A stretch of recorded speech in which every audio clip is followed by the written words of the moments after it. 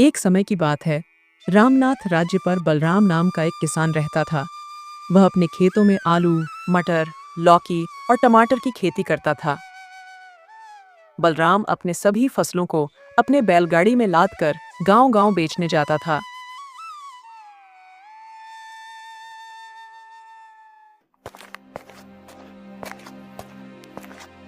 एक दिन सेठ धनराज का आदमी बलराम के घर आया और कहने लगा, मैं सेठ धनराज का आदमी हूँ।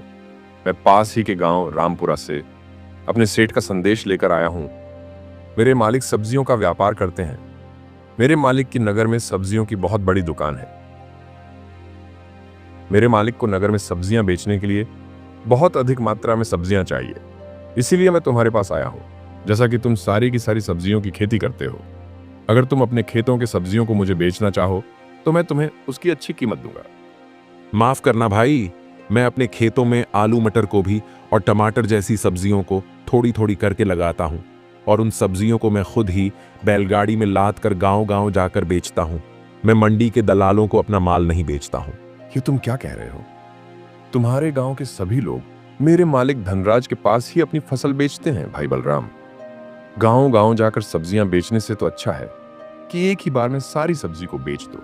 देखो भाई, मैं एक किसान हूँ। कड़ी मेहनत करना मेरे लिए कोई बड़ी बात नहीं है। साथ ही साथ मुझ में पैसे कमाने का कोई भी लालच नहीं है। बाकी मैं लोगों को साफ सुथरी सब्जी बेचता हूँ। यही मेरा परम कर्तव्य है और मैं इसी कर्तव्य को कर कर बहुत खुश हूँ। और मैं यही चाहता हूँ कि मैं अपनी सब्जी मंडी में न बेचकर गांव-गांव जाकर सीधे लोगों में बेचूं। भले ही मुझे मुनाफा कम हो और वैसे भी मंडी में जो माल बिकता है वह लोगों तक पहुँचते पहुँचते बहुत महंगा हो जाता है और थोड़ी सब्जी खराब भी हो जाती है। इसलिए मैं अपनी सब्जी को मंडी में नहीं बेचूंगा।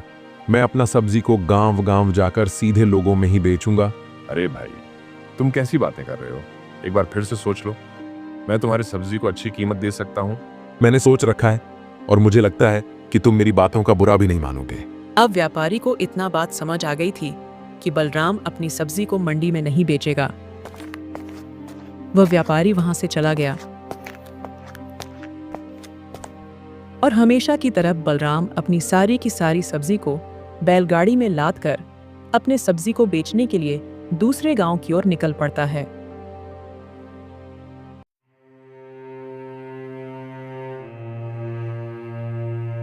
मुझे आज की रात यही बिता लेनी चाहिए।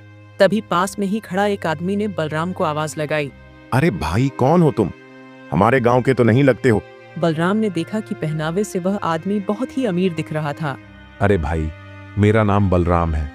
मैं सब्जी को बेचने के लिए इधर आया था, लेकिन काफी अंधेरा हो चुका है, जिसके कारण से मैं आगे का सफर नहीं तय कर पा रहा हूँ। आज रात यही आराम करूंगा और कल सुबह ही यहाँ से निकल जाऊंगा। क्या आप मुझे बता सकते हैं कि कहीं रात में रुकने के लिए मुझे कोई जगह मिल सकती है? अरे भाई, यह कौन सी बात है? तुम्हें रात बिताने के लिए हमारे गांव में जगह नहीं मिलेगी क्या? इसके लिए तुम इतना परेशान क्यों होते हो? तुम्हें कहीं जाने की कोई जरूरत नहीं है। मेरा घर इतना बड़ा है, तुम आज रात यहीं रुक सकते हो। इसके बाद बलराम ने अपनी बैलगाड़ी को एक जगह खड़ा कर दिया और बैलगाड़ी से सारी सब्जियों की टोकरी को नीचे रख दिया और आकर उस आदमी के पास खड़ा हो गया। उस आदमी का नाम धनराज है। मालिक, आपका ये एहसान कभी नहीं भूलूंगा। आप जैसे लोग इस दुनिया में हैं, इसलिए हम जैसे गरीब लोग अभी तक जी रहे हैं, वरना ना जाने इस गांव में कहां कहां भटकता फिरता मैं। अरे भाई बलराम, इसमें क्या बड़ी बात है? एक आदमी ही दूसरे आदमी की मदद करता है देखने में। तुम तो बहुत ही मेहनती किसान लग रहे हो। मेरा कर्तव्य है कि मैं तुम जैसे लोगों की सहायता करूं। वैसे भी तुम यह बताओ कि यह सारी सब्जियां तुम्हारे खेत की हैं, ये किसी व्यापारी से लेकर बेचने के लिए निकले हो? अरे नहीं नहीं सेठ जी, ये सब तो मेरी अपनी ही खेत की फसल है। इतना भी बड़ा आदमी नहीं हूँ। उसके बाद उन दोनों में बहुत सारी बातें होती हैं। मैं अपनी सब्जियों को सीधे लोगों में बेचने पर ही विश्वास रखता हूँ सेठ जी। अरे बलराम, अगर हर किसान तुम्हारी तरह यही सोचेगा तो कितना अच्छा हो जाएगा ना। कम कीमत पर सबको अच्छी सब्जियां मिल जाएगी। आजकल के दलाल सब्जियों को कम कीमत पर खरीदते हैं और उसी सब्जियों को जमा करके अधिक दामों पर बेचते हैं। मुझे तो लगता है कि उनका यह माल सही नहीं होता है, लेकिन आम लोगों को इसके बारे में उन्हें कुछ भी नहीं मालूम है। वह तो उचित कीमत पर सब्जियां खरीदते हैं, लेकिन उनके पास कोई और चारा भी तो नहीं है। आपने बिल्कुल सही कहा सेठ जी, लेकिन आजकल यही हो रहा है। ऐसा ना हो इसलिए मैं अपनी सारी सब्जियों को सीधे ग्राहक के पास ही बेचता हूं। मैं समाज के प्रति अपना कर्तव्य को पूरा कर रहा हूं। सच में बलराम, तुम्हारे विचार बहुत ही नेक और अच्छे हैं। अगर सभी लोग तुम्हारे जैसा सोचेंगे तो सबका भला ही होगा। अच्छा, तो अब रात बहुत हो चुकी है, तुम्हें सुबह जल्दी भी उठना है। तुम आराम से यहीं सो जाओ, मैं भी सोने जा रहा हूं। जी हाँ, बिल्कुल सेठ जी, मुझे कल सुबह जल्दी उठना है, तो अब मैं आराम करने के लिए जाता हूँ। इसके बाद दोनों आराम करने के लिए चले जाते हैं। धनराज ने एक चारपाई बलराम के लिए भी डाल दी। बलराम चारपाई पर लेटकर सोचने लगा। सेठ जी कितने अच्छे इंसान हैं, उन्होंने मेरे लिए एक चारपाई भी डाल दी। इतना धन संपत्ति होने के बावजूद भी इनके अंदर जरा सी भी घमंड नहीं है, और इनका मन भी कितना नेक और निर्मल है। ऐसे इंसान बहुत ही मुश्किल से मिलते हैं। इतना कहते ही बलराम को नींद आ जाती है।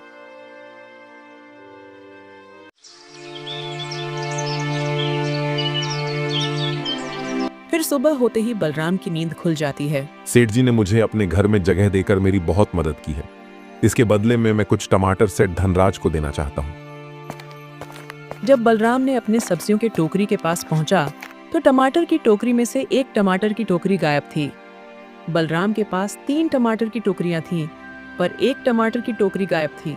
यह क्या, मेरी टमाटर की टोकरियां कहाँ गई? जरूर इसमें से किसी ने मेरी टमाटर की टोकरियां में से एक टोकरी चोरी कर ली। वो तुरंत ही घर के मालिक सेठ धनराज के पास पहुंचा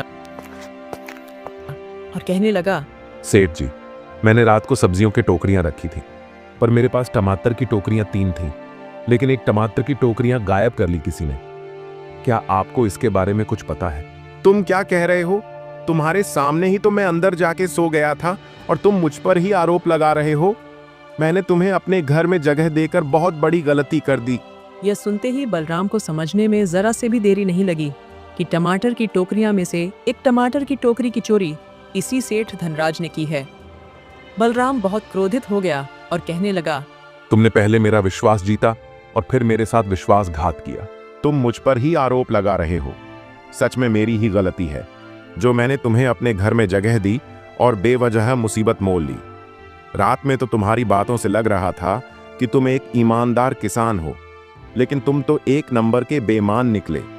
मैंने तुम्हें अपने घर में जगह देकर बहुत बड़ी गलती कर दी। सेठ धनराज की बातें सुनकर बलराम को अब और भी ज्यादा गुस्सा आने लगा।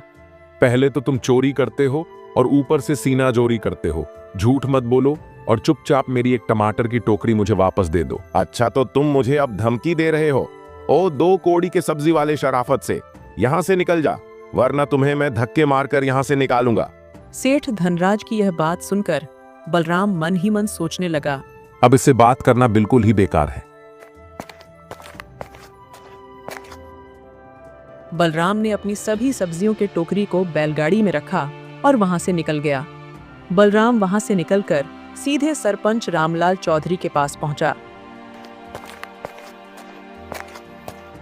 और बलराम ने बीती रात के सारी घटना को सरपंच रामलाल चौधरी को सुनाई।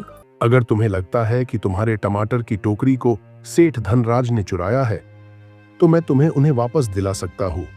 लेकिन जैसा कि तुम्हें बताया कि वह बहुत अमीर आदमी है, तो एक अमीर आदमी तुम्हारे टमाटर को क्यों चुराएगा? कहीं ऐसा तो नहीं तुम्हारी टमाटर की टोकरी को किसी और ने चुराया हो? नहीं सरपंच जी, मुझे पक्का यकीन है यह काम किसी और का नहीं है, बल्कि सेठ धनराज का ही है। अब इसका फैसला तो सेठ धनराज से बात करके ही लिया जाएगा। सरपंच रामलाल चौधरी ने अपने एक नौकर को बुलाया। श्याम, जाओ और सेठ धनराज को यहां बुलाकर लाओ।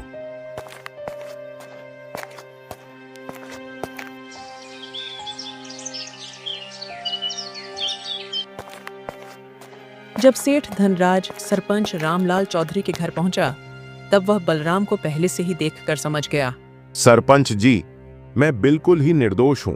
मैं इस किसान की मदद के उद्देश्य से मैंने अपने घर में इसे जगह दिया था, लेकिन उल्टा मुझ पर ही आरोप लगा रहा है।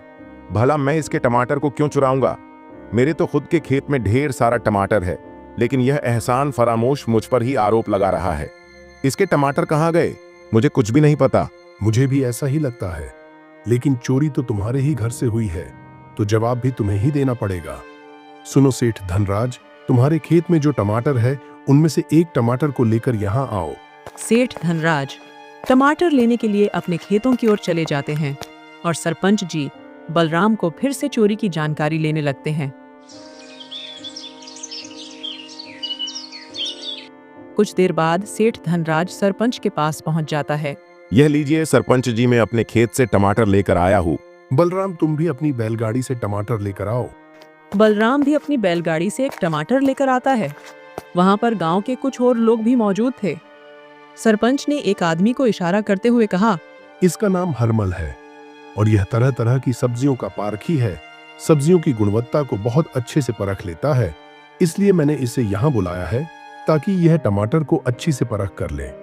हरीश, क्या तुम टमाटरों की जांच करके बता सकते हो कि यह टमाटर एक ही खेत के हैं या अलग अलग खेतों के हैं? हरमल ने टमाटरों को बहुत ही ध्यान से देखा और कहने लगा, इन्हें देखकर तो कोई फर्क नहीं लगता है सरपंच जी। इन्हें चखकर इनके स्वाद का पता लगाया जा सकता है। अगर ऐसा है तो तुम इन्हें तुरंत ही चखो और मुझे बताओ। सरपंच के कहने पर हरमल ने सबसे पहले सेठ धनराज के लाए हुए टमाटर को चखा। जैसे ही हरमल ने वह टमाटर को खाया, वह चक्कर के मारे वहीं बेहोश होकर गिर पड़ा। ये सब देखकर वहां मौजूद सभी लोग हैरान हो गए।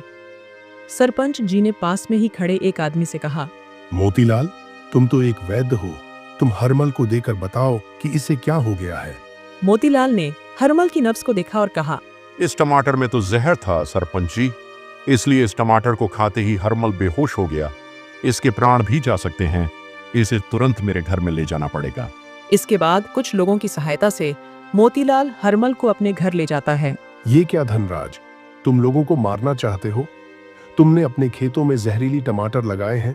इसके पहले भी मैं एक मामला सुना था जिसमें एक व्यक्ति को जहरीला टमाटर खाने से उसकी मृत्यु हो जाती है। जरूर ही वे टमाटर तुमने उस आदमी को दिया होगा। अब तुम्हारे ऊपर चोरी के साथ साथ हत्या का भी मामला जुड़ जाएगा। यह सुनकर सेठ धनराज घबरा गया और वह सरपंच जी को घर के अंदर दूसरे कमरे में ले गया। सरपंच जी, मुझे माफ कर दीजिए। ये टमाटर मेरे खेत का नहीं है। ये टमाटर तो किसान बलराम के खेतों का ही है। उसके ही खेत के टमाटर जहरीले हैं। अगर मुझे यह पता होता तो मैं कभी नहीं उसकी टमाटर को चुराता। अगर किसी को सजा देनी है तो उस किसान बलराम को दीजिए, क्योंकि वही दोषी है। वह लोगों को जहरीले टमाटर बेचता है। अगर आप मुझे बचा लेंगे तो मैं आपको बहुत सारा पैसा दूंगा। एक तो तुमने चोरी की है और ऊपर से मुझे रिश्वत देने की बात कर रहे हो, और तुम बलराम को बलि का बकरा बनाना चाहते हो। मुझे तो पक्का यकीन हो गया है कि इसके पहले भी तुमने कई अपराध किए होंगे। इसी बीच वहां पर बलराम, हरमल और वैद्य जी पहुंच जाते हैं, जिसे देखकर सेठ धनराज हैरान हो जाता है। अरे, यह तो बिल्कुल ठीक है। इसे तो कुछ भी नहीं हुआ है, और अगर कुछ हो भी जाता तो इसमें मेरा कोई कसूर नहीं था। यहाँ टमाटर तो इस किसान बलराम की है जो मैंने चुरा लिया था, इसलिए मुझ पर किसी का हत्या का अपराध नहीं लग सकता है। तुमने तो अपना जुर्म अपने आप ही कबूल कर लिया है। तुम अपना जुर्म कबूल कर लो, इसलिए हम सब ने मिलकर यह नाटक किया था। हरमल कोई सब्जी का दाता नहीं है और बलराम के पास कोई सबूत नहीं था, इसलिए हम लोगों ने यह नाटक किया।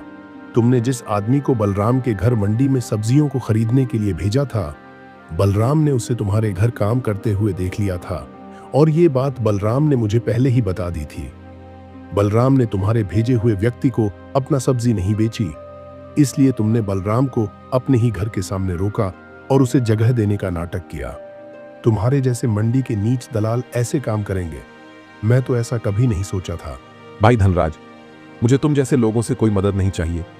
तुम जैसे घटिया दलाल की वजह से ही लोगों का बहुत बड़ा नुकसान हो जाता है। अगर किसी मंडी के दलाल ने किसी गरीब किसान को नुकसान पहुंचाने की कोशिश की तो उसे बहुत भारी कीमत चुकानी पड़ेगी।